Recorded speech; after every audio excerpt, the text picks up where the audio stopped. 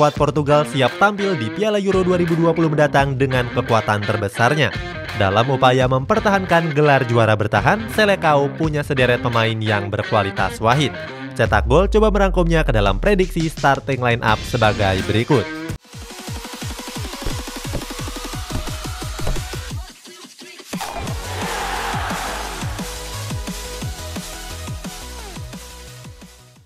Anthony Lopes, kiper. Di posisi penjaga gawang ada kiper nomor 1 dari Olympique Lyon yakni Anthony Lopes. Sejak tahun 2021 ini, Lopes sudah tampil reguler di bawah mister gawang Portugal. Lopes menggantikan kiper nomor 1 Portugal yakni Rui Patricio yang mengalami cedera yang cukup parah. Cedera horor tersebut didapatkan Patricio pada laga melawan Liverpool pada bulan Maret yang lalu. Saat itu kepala Patricio terbentur hebat dengan lutut rekan setimnya yakni Conor Cody. Patricio bahkan sempat terkapar nggak sadarkan diri dan mendapatkan oksigen bantuan. Menggantikan Patricio, Lopes tampil cukup apik. Dari 3 pertandingan kualifikasi Piala Dunia terakhir, Lopes meraih 1 clean sheet dan kebobolan 3 kali. Nuno Mendes, bek kiri.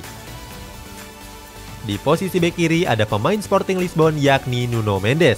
Walaupun baru berumur 18 tahun, Mendes sudah dipercaya di posisi bek sayap Portugal. Dari 3 pertandingan kualifikasi Piala Dunia terakhir, Mendes memainkan 2 diantaranya dan dimainkan 90 menit pertandingan. Sementara 1 lainnya sebagai pemain pengganti. Pada pertandingan melawan Azerbaijan, Mendes memberikan umpan silang apik disusul Cristiano Ronaldo. Walaupun gak gol, umpan tersebut membuktikan kualitas Mendes yang jempolan. Mendes sendiri menggantikan posisi dari Rafael Guerreiro yang sudah dipulangkan ke Borussia Dortmund. Guerreiro didepak dari skuad Portugal karena mengalami cedera betis. Ruben Dias, bek tengah. Di posisi bek tengah ada pemain anyar Manchester City yakni Ruben Dias. Sejak bulan September 2018 yang lalu, Ruben baru dicadangkan Portugal sebanyak 1 kali pada laga melawan Andorra. Sisanya Ruben nyaris selalu tampil selama 90 menit pertandingan. Ruben diprediksi masih jadi tembok andalan di jantung pertahanan skuad Selecao nantinya. Ruben Dias sendiri bukan bek tengah biasa. Mantan pemain Benfica ini tampil tangguh di lini pertahanan Manchester City. Pada laga final Carabao Cup di musim ini, Ruben Dias sukses menumpulkan seorang Harry Kane. Sementara di laga Champions League, Ruben Dias berhasil membuat bomber fenomenal PSG yakni Kylian Mbappe jadi mati kutu. Jose Fonte, bek tengah. Menemani Ruben Dias di pos bek tengah ada pemain dari Lille yakni Jose Fonte. Walaupun sudah berumur 37 tahun, Fonte masih dipercaya mengawal sektor pertahanan Portugal. Dari 3 pertandingan kualifikasi Piala Dunia terakhir, Fonte memainkan 2 laga diantaranya secara reguler. Sementara 1 laga lainnya Fonte didudukkan di bangku cadangan. Selain Fonte, Portugal juga bisa memainkan bek tengah lainnya yakni Domingos Duarte. Pemain Granada itu dipercaya sebagai pelapis Fonte pada laga melawan Azerbaijan. Di Ligue 1 musim ini, Fonte juga tampil apik bersama Lille. Mereka bahkan menggeser puncak klasemen dengan selisih 1 poin dari PSG di peringkat yang kedua. Joao Cancelo, bek kanan.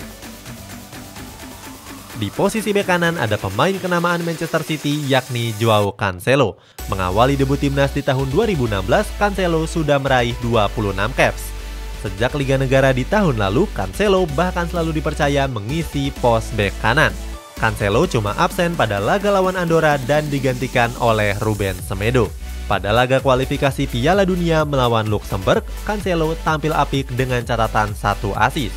Assist tersebut diraih bersama gol kedua Portugal yang dilesakan oleh Cristiano Ronaldo. Cancelo juga merupakan pemain penting di Manchester City. Di Premier League musim ini, Cancelo sudah tampil sebanyak 24 pertandingan dengan torehan 1 gol dan 3 assist. Danilo Pereira, gelandang tengah.